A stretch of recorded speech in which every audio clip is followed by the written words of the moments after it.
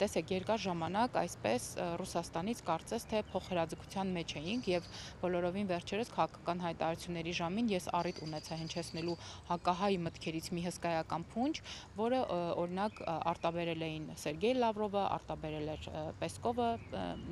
ՌԴ նախագահի խոսնակը, նաև պետական քարոզչամեքենաներով բազմաթիվ այսպես հակահայ մտքեր էին շաղաղվել եւ բնականաբար սա չէր կարող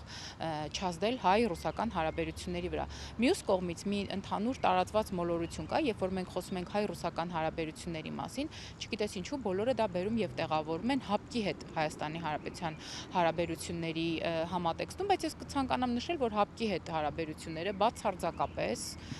կապ չունեն հայ-ռուսական հարաբերությունների հետ կամ ունեն այնքան, որքանով որ ունեն, որտեղ ըստ էության ՀԱՊԿ-ը հավաքական կազմակերպություն է եւ ՀԱՊԿ-ի առաքելությունը, նրա